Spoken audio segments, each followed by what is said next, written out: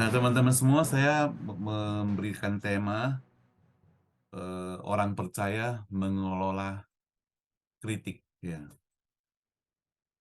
kita akan lihat secara praktis dari tokoh Alkitab ya. Ada banyak sih, cuma nanti kita akan fokus satu tokoh. Mari saudara, kita berdoa terlebih dahulu. Sudah berdoa ya. Kita doa untuk firman Tuhan sekali lagi. Tuhan Yesus, pakailah hamba-Mu agar firman Tuhan yang disampaikan boleh jadi berkat buat semuanya. Berikan kekuatan dan hikmat bagi hamba-Mu juga. Dalam nama Tuhan Yesus berdoa. Amin. Kita buka Alkitab di dalam Bilangan 12. Bilangan 12 ayat 1 sampai 16. Bilangan 12 ayat 1 sampai 16. Kita perhatikan Alkitab kita baik-baik ya. Lembaga Alkitab Indonesia memberikan tema pemberontakan Miriam dan Harun. Ayat 1, Miriam serta Harun mengatai Musa berkenaan dengan perempuan Kus yang diambilnya. Sebab memang ia telah mengambil seorang perempuan Kus. Kata mereka, sungguhkah Tuhan berfirman dengan perantaran Musa saja? Bukankah dengan perantaran kita juga ia berfirman? Dan kedengaranlah hal itu kepada Tuhan. Adapun Musa ialah seorang yang sangat lembut hatinya, lebih dari setiap manusia yang di atas muka bumi. Lalu berfirmanlah Tuhan dengan tiba-tiba kepada Musa, Harun, dan Miriam. Keluarlah kamu bertiga ke kemah pertemuan. Maka keluarlah mereka bertiga. Lalu turunlah Tuhan dalam tiang awan dan berdiri di pintu kemah itu, lalu memanggil Harun dan Miriam, maka tampillah mereka keduanya. Lalu berfirmanlah ia, dengarlah firmanku ini. Jika di antara kamu ada seorang nabi, maka aku, Tuhan, menyatakan diriku kepadamu dalam penglihatan. Aku berbicara dengan dia dalam mimpi. Bukan demikian hambaku Musa, seorang yang setia dalam segenap rumahku. Berhadap-hadapan aku berbicara dengan dia, terus terang, bukan dengan teka-teki. Dan ia memandang rupa Tuhan. Mengapakah kamu tidak takut mengatai hambaku Musa? Sebab bangkitlah murka Tuhan terhadap mereka.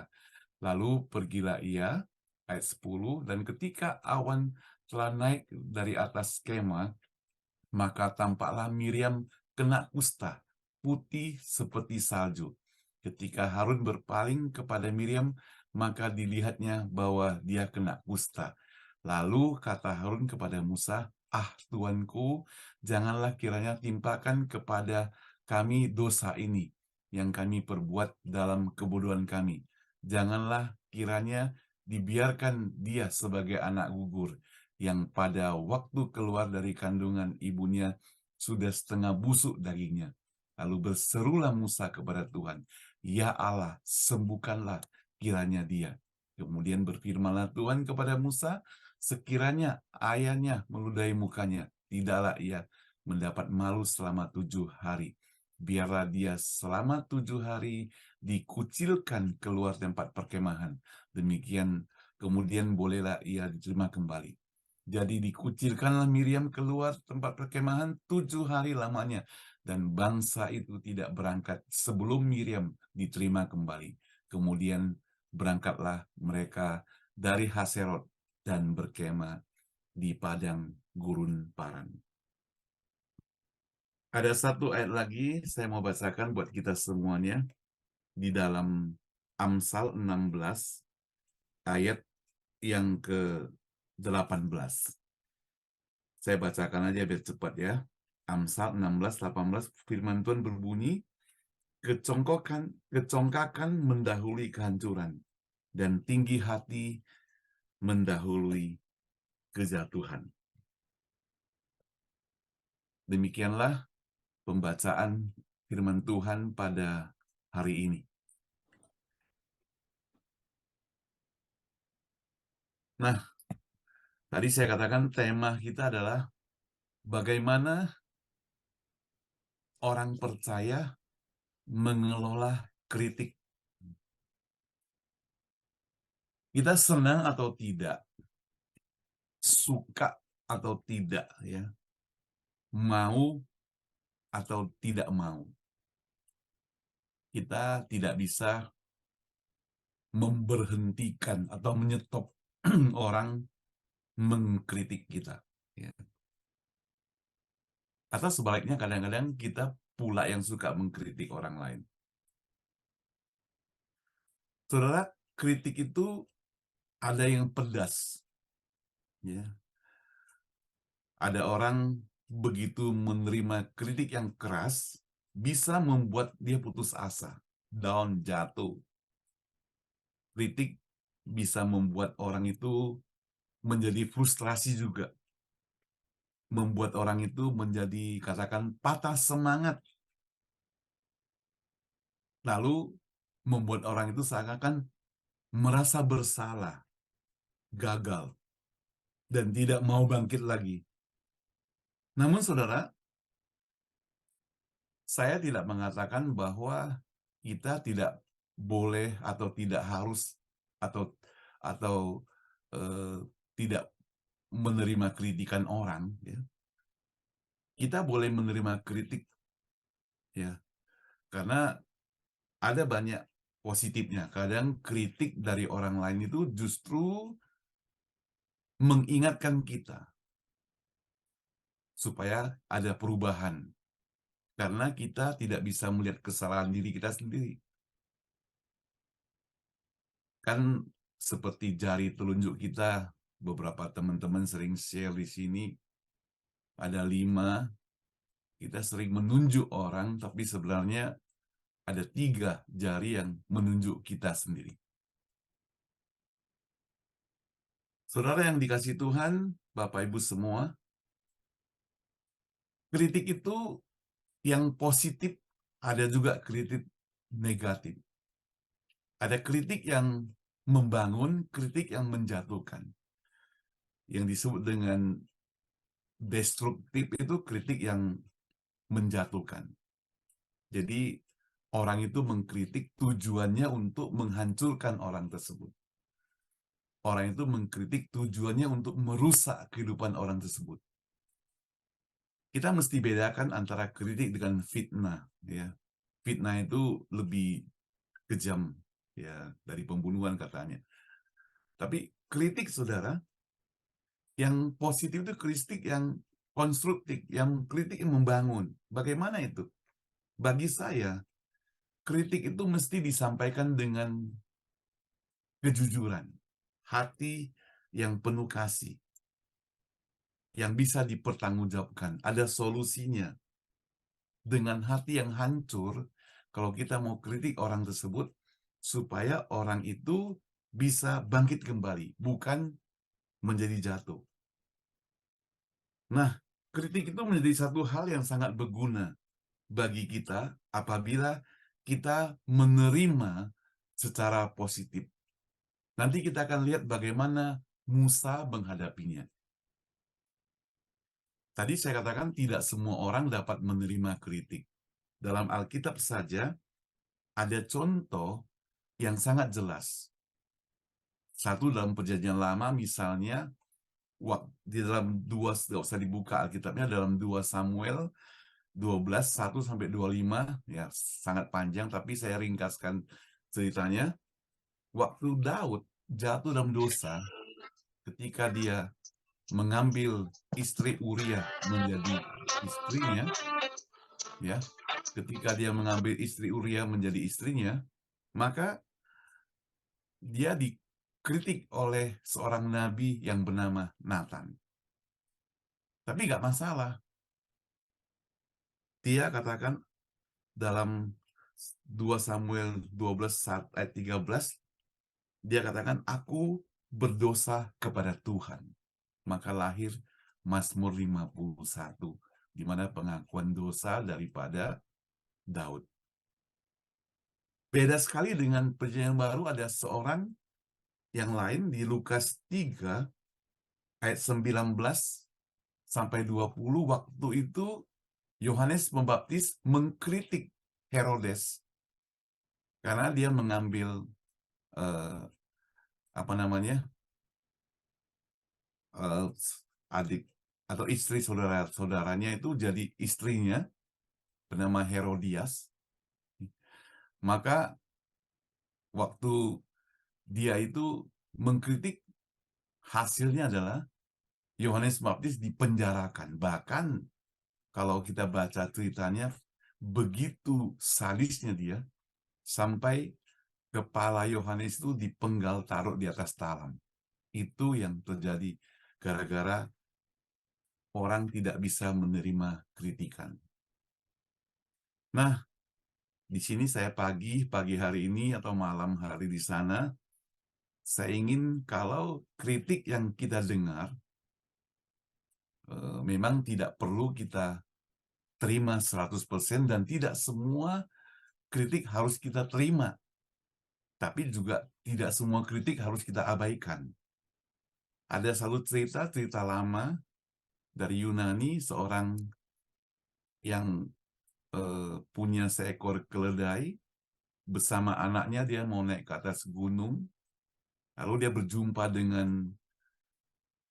tengah jalan berjumpa dengan ibu-ibu. Ibu itu bilang, kenapa ada keledai tidak mau dinaiki, kalian berjalan. Ya, jadi akhirnya dia suruh anaknya naik ke keledai itu. Dia jalan lagi, naik ke gunung. Di tengah jalan lain ketemu lagi pada orang lain lagi. Orang lain berkata, kenapa keledainya dinaiki oleh anaknya? Kasihan papamu sudah tua, gak dikasih naik. Anaknya turun dan dia naik. Jalan lagi, sudah cukup lama, orang datang lagi dengan pertanyaan, kenapa dibiarkan keledainya dinaiki begitu, kan keledainya capek gitu ya, naik ke gunung. Akhirnya singkat cerita, menurut cerita ini, bahwa mereka berdua turun dari keledai itu, justru mereka yang sekarang menggendong keledai tersebut naik ke gunung. Nah itu kalau orang yang menerima terus apa yang dikatakan orang, jadi dia tidak punya prinsip. Apa yang dibilang orang, langsung dia berubah begitu. Gak mau tahu itu benar atau salah. Nah sekarang bagaimana caranya kita sebagai orang percaya menerima kritikan? Hari ini kita melihat, saya mencatat ya dari bagian Alkitab yang kita baca, tadi Bilangan, ada 3 hal yang perlu kita contoh dari Musa, bagaimana waktu dia mendapatkan kritikan. Pertama itu, Musa itu sabar, dia tidak membela dirinya sendiri. Jadi Musa sabar, tidak membela dirinya sendiri. Tadi di pasal 12 ayat 1 mencatat, itu dimulai dengan Miriam dan Harun mengatai Musa berkenaan dengan perempuan Kus yang diambilnya. Sebab memang ia telah mengambil seorang perempuan Kus. Nah, saudara, kalau diperhatikan di sini, bagian daripada akhir pasal 11. Kalau nanti ada waktu kita di rumah naik ke atas baca pasal 11, kita dapat melihat bahwa ada satu pemberontakan mulai terjadi di antara orang-orang Israel. Khususnya orang yang bukan Israel, tetapi turut keluar dari Mesir. Mereka itu suka bersungut-sungut, mereka protes. Kok tiap hari makan mana? Mereka protes, tiap hari makan makanan yang sama, terus-menerus. Ya, saudara mungkin kita bisa maklum ya, kalau di Bali seperti Ibu Ayu tiap hari dikasih makan babi guling misalnya, tentunya bosan misalnya ya. Jadi perlu ada variasi. Jadi mungkin itu bisa kita maklumi. Tapi yang perlu kita perhatikan di sini, coba bayangkan, mereka itu orang Israel sudah hampir setahun mereka itu perjalanan, mereka itu dijaga, dipelihara oleh Tuhan. Tapi selalu ingat akan keenakan waktu di Mesir. Mereka bisa makan ikan, mentimun, bawang, dan sebagainya, rempah-rempah. Tapi sekarang hanya mana. Nah, saudara, biarpun eh, katakanlah kita bisa maklumi keadaan mereka, tapi sekarang mereka itu berontak.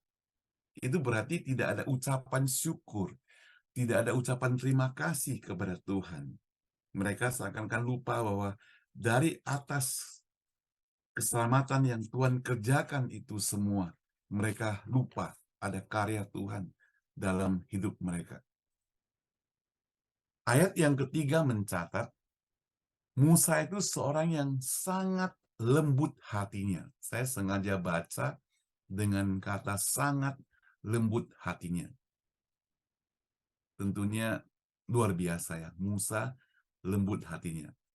Nah, saudara, Musa yang sangat lembut hatinya itu mendengar orang Israel di pasal 13 yang tadi saya ceritakan itu mereka bersungut-sungut, ia marah sekali. Musa membela diri mati-matian tatkala ada orang yang berontak terhadap Tuhannya. Saya garis bawahi, ketika orang Israel berontak kepada Tuhan, Musa marah. Lain halnya ketika dirinya sendiri dikata-katai. Nah, sekarang dirinya dikata-katai. Ia tidak membela diri. Ia sabar. Ia tidak membela sama sekali. Bungkam. Nah, saudara, Miriam dan Harun seharusnya mendukung adik, yaitu Musa. Tapi sekarang malah mengata-ngatai Musa. Kalau kita dulu perhatikan dalam bahasa aslinya, terlihat bahwa ia mengata-ngatainya adalah Miriam dan Harun hanya ikut-ikutan saja. Itulah sebabnya Miriam lebih dahulu, Harunnya ikut-ikutan. Dan Miriam dihukum dengan penyakit kusta. Nah, saudara, kalau kita lihat di sini, kalau Musa diam, itu bukan berarti Musa takut. Kalau Musa diam, bukan berarti Musa itu pengecut, tetapi justru Musa ingin Tuhan sendiri yang menilai. Karena Musa tahu apa yang manusia lihat itu sifatnya itu hanya lahiriah. Tuhan itu melihat itu lebih jeli, lebih lebih tepat. Mungkin apa yang dikritik oleh teman-teman itu bisa benar, tetapi apa yang Tuhan lihat itu lebih benar lagi. Ada satu contoh yang saya mau kasih di sini adalah di dalam sebuah buku anak-anak ada diceritakan seekor anjing yang bernama Lesi. Anjing Lesi itu dia itu pagi-pagi dia istirahat tidur di pinggir jalan. Lalu ada seorang tukang pos, dia pagi-pagi juga berangkat. Ya. Dia lihat anjing itu tidur, dalam hatinya ngomong, dasar anjing malas, pagi-pagi sudah tidur. Waktu tukang pos pergi bekerja, si anjing Lesi itu mencium ada bau seperti gosongan begitu. Ternyata ada orang masak nasinya hangus, dia pergi menggonggong ke rumahnya, sehingga selamatlah akan kebakaran.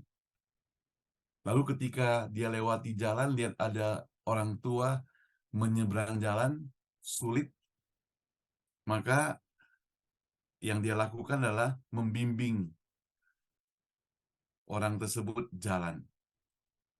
Lalu dia ada lihat anak kecil dikejar-kejar oleh anjing yang lain, dia bela.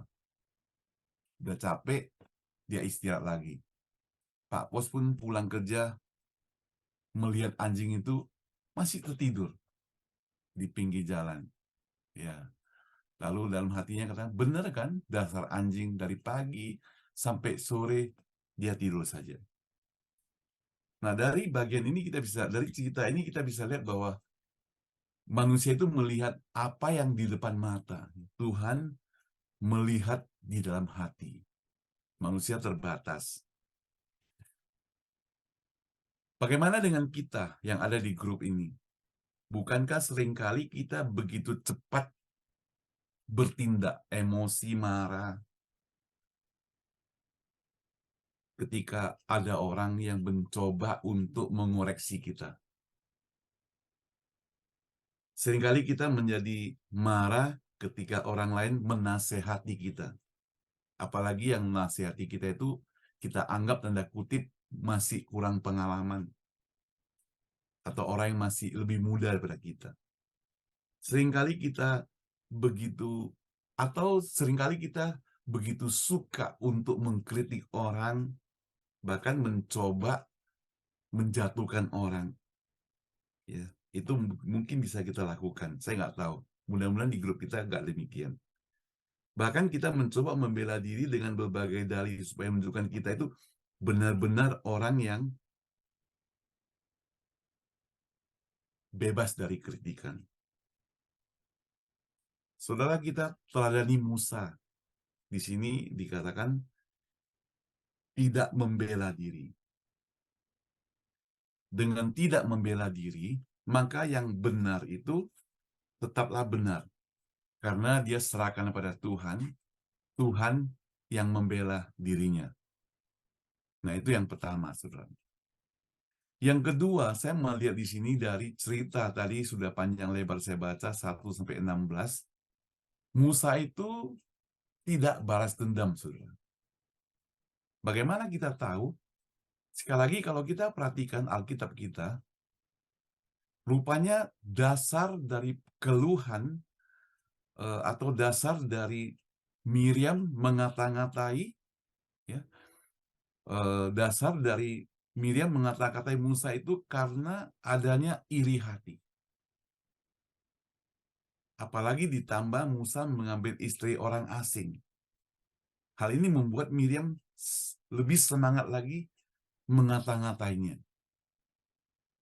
Sebenarnya, saudara, kalau kita perhatikan, dulu Miriam itu sangat sayang kepada Musa. Ketika Musa masih bayi, waktu itu dibuang ke Sungai Nil oleh mamanya, bukankah Miriam yang berjuang mati-matian menjaga dari jauh itu untuk Musa? Supaya Musa selamat. Namun mengapa sekarang ini bisa terjadi? Nah, hal ini tidak lain dan tidak bukan karena di dalamnya itu ada iri hati. Iri membuat seorang lupa akan kenangan manis. Ya, iri bisa membuat begitu. Bahkan terhadap saudara kandung. Kalau dulu firman Tuhan mungkin didengar oleh Miriam, tapi sekarang tuh beralih kepada Musa, maka dia merasa iri. Ayat kedua mencatat, ayat kedua dari Alkitab tadi dikatakan, sungguhkah Tuhan berfirman dengan perkataan Musa saja, bukankah dengan perkataan kita juga ia berfirman? Jadi jelas di sini, kenapa harus kepada Musa saja? Kenapa enggak ke kita? Gitu. Kita itu maksudnya Miriam dan Harun. Ini menunjukkan bahwa Miriam merasa iri kepada adiknya itu, seakan-akan Musa itu merampas kepopulerannya. Dulu Miriam begitu hebat. Miriam pernah memimpin satu paduan suara terbesar tatkala orang Israel berhasil menyeberangi Laut Teberau. Miriam memimpin puji-pujian waktu itu. Kalau saudara mau baca nanti di Keluaran 15, 20, 21. Miriam juga disebut sebagai seorang nabiya. Bahkan di dalam kitab Mika, Miriam disebut sebagai seorang penganjur. Nah, saudara, tatkala Musa dan Harun diutus Allah, maka itu semua masa lalu. Tapi sekarang zaman lain. Miriam merasa tersingkir. Istilah zaman sekarang adalah post-power syndrome, gitu ya. Merasa masih berkuasa. Ya. Padahal bukan zaman lagi. Ia melihat kenyataan bahwa sekarang kedudukan Musa lebih tinggi. Tuhan lebih banyak memberikan karunia kepada Musa. Itulah sebabnya tidak heran ia mengata-ngatai Musa, ingin menjatuhkannya. Lain hal dengan sikap Musa, saudara. Ia tidak bersikap negatif menanggapi kritikan ini. Ia diam saja. Maka orang katakan diam itu emas. Ia juga tidak dendam, dan di sini katakan ia tidak membalas. Namun saudara, kalau kita perhatikan ayat selanjutnya, ayat 8b dan ayat 9. Ya, saya bacakan ayat 8b dan 9 ya. Di situ berhadap-hadapan aku berbicara dengan dia terus terang, bukan dengan teka-teki, dan ia memandang rupa Tuhan. Mengapa kamu tidak takut mengatai hambaku Musa? Sebab bangkitlah murka Tuhan terhadap mereka, lalu pergilah ia. Jadi bangkit murka Tuhan. Bangkit murka Tuhan. Saudara, hari ini mungkin kita mengalami masalah-masalah yang demikian. Tatkala orang-orang melihat kita sukses, berhasil, top, menjadi terkenal, menjadi hebat, dan sebagainya, ada saja di luar sana orang tidak senang. Maka ada quote yang katakan, ada orang yang senang melihat orang susah melihat orang senang. Jadi, sudah waktu kita berhasil, top, terkenal, hebat, orang ingin menjegal kita. Tak kala orang melihat kita sukses, maka mulailah mungkin dikorek-korek masa lalu, ya, waktu kita jatuh dan sebagainya, waktu kita gagal dan sebagainya. Mungkin nggak ada yang perhatikan kita, ya, dengan apa namanya? Kalau waktu kita gagal, orang nggak perhatikan kita. Lagi pula apa gunanya iri kalau waktu kita gagal? Nggak ada gunanya. Jadi waktu kita sukses, bisa jadi itu sama seperti yang Musa alami. Saudara yang saya kasih Tuhan, Musa menghadapinya dengan tidak membalas dendam. Yang ketiga, saudara ya, saya cepat aja. Musa tidak membenci. Yang ketiga, Musa tidak membenci. Nah, saudara, mengapa saya katakan Musa tidak membenci? Bagaimanapun, saudara, Miriam dan Harun itu adalah saudara kandungnya. Walaupun ada kritik yang pernah mereka lontarkan yang mungkin juga menyakiti hati Musa. Walaupun ia pernah dicaci. Maka ayat 13 mencatat, saudara, 12 ayat 13, pasal 12 ayat 13 dikatakan, lalu berserulah Musa kepada Tuhan, ya Allah, sembuhkanlah kiranya dia. Tadi kita sudah baca bahwa ketika Miriam mengkritik Musa, Musa itu dihukum Tuhan dengan penyakit kusta. Nah, Musa melihat kejadian ini, dia tidak berkata, mampuslah, siapa suruh berani ngomong saya. Itulah akibatnya suka bermulut sembarangan ngomong hamba Tuhan. Enggak, saudara. Tapi justru Musa berdoa, ya Allah, sembuhkanlah dia. Sungguh indah, bukan? Saudara, Musa bisa saja katakan, ini resiko kalian, siapa suruh mengkritik saya? Siapa suruh mempermainkan hamba Tuhan? Bukankah ini tanggung jawab kalian? Bukankah sepantasnya engkau kena penyakit ini? Tidak, saudara. Musa tidak berkata demikian.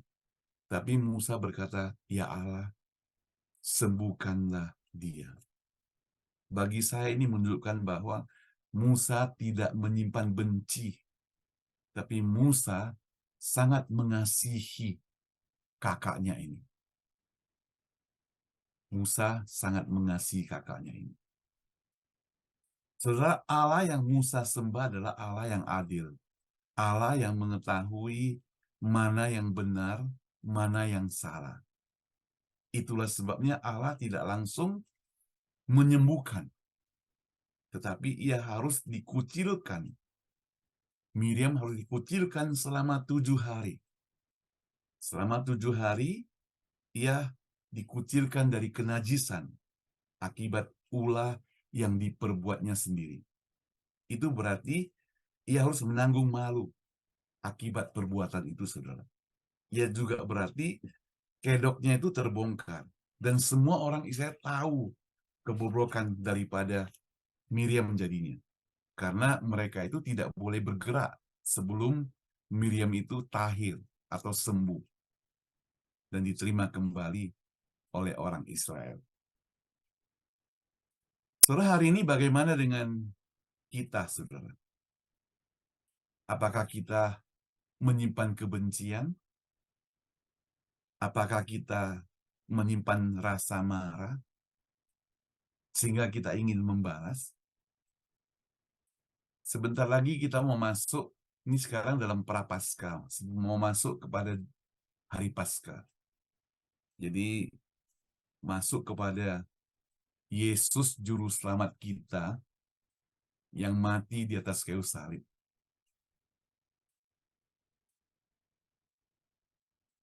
Ini mirip apa yang seperti Musa katakan. Ya. 7 perkataan Tuhan Yesus yang pertama di atas kayu salib adalah, ya Bapa, ampunilah mereka, sebab mereka tidak tahu apa yang mereka perbuat. Padahal mereka itu bukan tidak tahu kan ya. Jadi, ya Bapa, ampunilah mereka. Itu yang Tuhan Yesus lontarkan dalam mulutnya. Kita juga bisa demikian. Musa itu seperti mempraktekkan kasih daripada Tuhan, yaitu kasih agape. Kasih yang walaupun orang itu menjelekkan aku, walaupun orang itu menghina aku, walaupun orang itu menghancurkan hidupku, aku tetap mengasihi dia.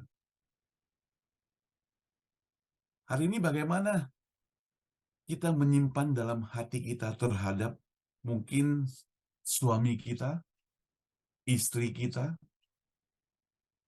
Mungkin kita bisa merasa sakit, kita bisa merasa tertekan, kita bisa merasa banyak problem dan sebagainya.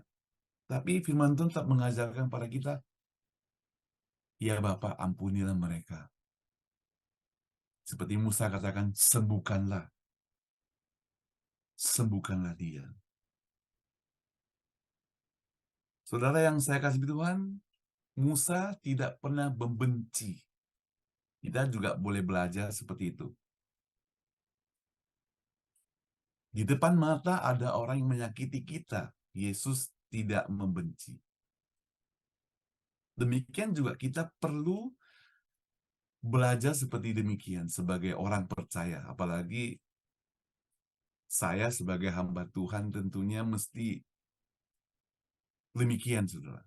Saya yakin makanya dengan perjalanan hidup sebagai hamba Tuhan yang dilewati, saya ada satu buku yang saya beri judul Pendetaku Itu Bukan Superman. Jadi di situ saya sharekan berbagai topik bahwa ada banyak hal yang terjadi. Kita sebagai hamba, ya hamba Tuhan, ya sebagian sini ada pendeta atau hamba Tuhan, itu menjadi sorotan kritikan gitu ya. Di mimbar saja kalau khotbahnya terlalu panjang, dibilangnya seperti film India. Kalau kependekan, tidak persiapan.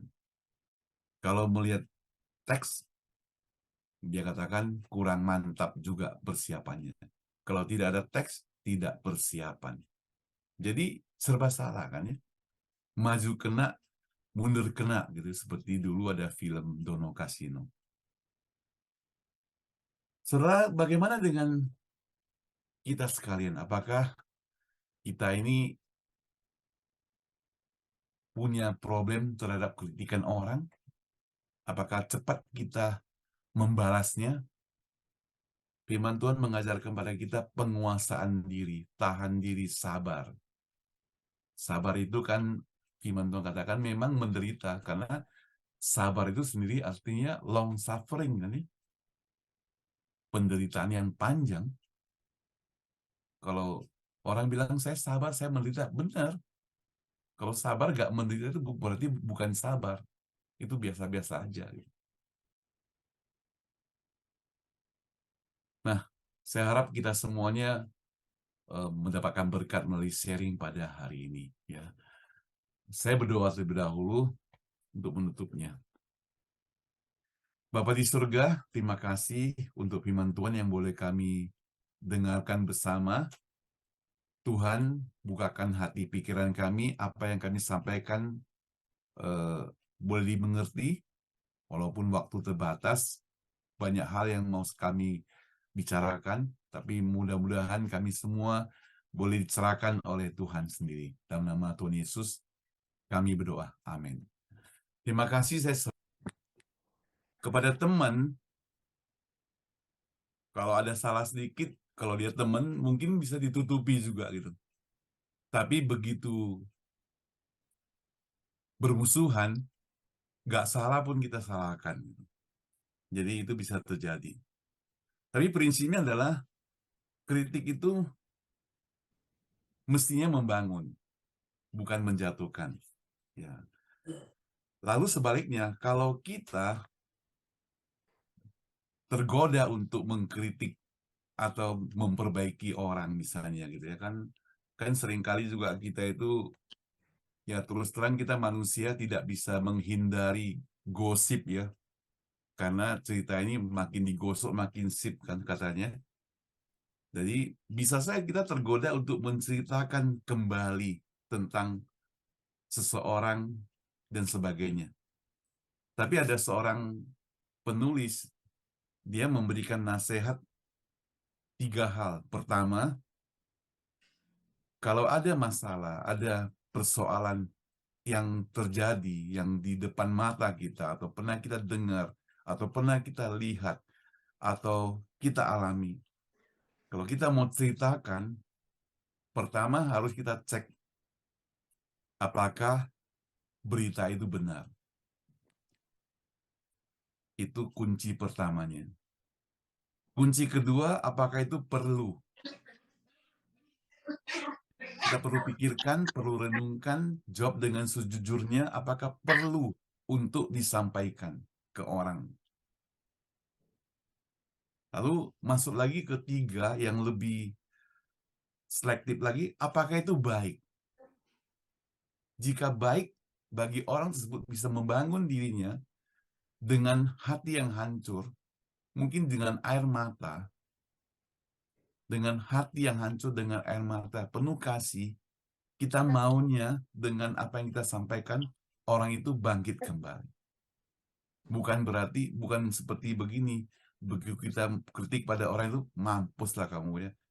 Tahu rasakan, saya kritik. Bukan begitu, tapi kita pengen orang itu bangkit kembali.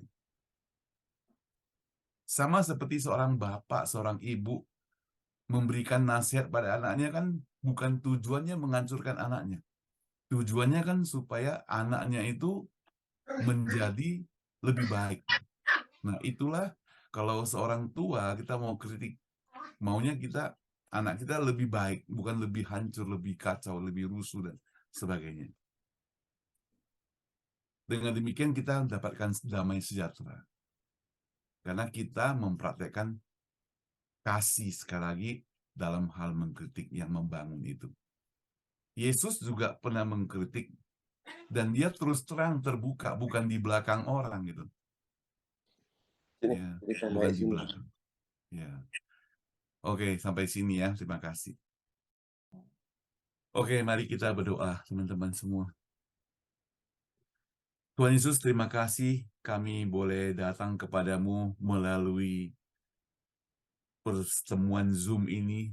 Kami percaya kalau kami boleh sama-sama ada tempat ini bukan karena kebetulan. Walaupun kami beda-beda tempat, tapi kami bersyukur Tuhan boleh mempersatukan kami di tempat ini, Tuhan. Sebagian kami juga belum pernah ketemu, tapi Tuhan boleh mempersatukan kami di tempat ini. Kami percaya Tuhan, ini satu kesatuan yang begitu indah yang ada, yang Tuhan berikan pada setiap kami. Tuhan, sekali lagi kami berdoa, supaya firman Tuhan yang sudah kami renungkan bersama, yang mungkin masih kulit-kulitnya Tuhan, kami bukan hanya renungkan saja, tapi kami juga harus mempraktekkannya dalam kehidupan kami sehari-hari. Pakailah setiap kami Tuhan, tetap jadi berkat bagi orang lain. Pakailah grup ini Tuhan, tetap menjadi berkat yang bersinar juga bagi orang lain. Bapa kami di surga, kami sekali lagi mau serahkan ke dalam tangan Tuhan untuk keluarga dari Ibu Ruth Julita yang Engkau panggil hari ini sudah dikuburkan. Mereka, anak-anaknya tentu sangat berduka kehilangan mami tercinta. Tuhan tolong mereka, Tuhan berikan penghiburan secara khusus pada mereka. Kami merasa kehilangan akan seorang hamba Tuhan yang biasa juga boleh jadi berkat buat grup ini Tuhan. Tapi kami doakan dia sudah berada di surga, kami percaya, tenang di sana, penuh sukacita. Dan kami hanya doakan buat anak-anaknya supaya mereka Tuhan pimpin, bangkit kembali, tetap setia kepada Tuhan. Demikian juga Ibu Inge yang berduka karena mamanya dipanggil Tuhan. Saat ini dia sedang berduka, tentunya Tuhan berikan penghiburan, kekuatan, segala persiapan urusan sampai pemakaman atau kremasi dan sebagainya, Tuhan yang berikan bimbingan dan pertolongan. Tuhan, sekali lagi kami serahkan segenap kami ke dalam tangan Tuhan. Kalau kami dengar Pak Hendrik masih belum pulih total, biar Tuhan sembuhkan dia, Tuhan. Dan kami kalau ada yang sakit, Tuhan sembuhkan kami dimanapun kami berada. Tuhan yang pimpin setiap kami. Tuhan, kami rindu sekali lagi, karena besok hari Minggu, kami juga punya kesempatan untuk datang ke gereja beribadah kepada Tuhan.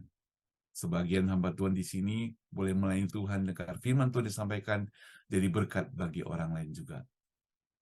Tuhan, doa kami tidak sempurna, tapi kami percaya Tuhan sendiri yang sempurnakan doa kami.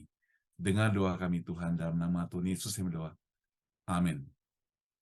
Terima kasih teman-teman semua ya. Amin. Untuk Terima kasih. boleh saya jadi berkat buat teman-teman di tempat ini. Terima kasih Pak Saud buat doanya, Pak. Ya, Terima kasih banyak Pak Pendeta ya. Saud yang sudah Sampai berbagi ketemu firman. ya, saya mau tinggalkan. Ya. Terima kasih Pak Samiman.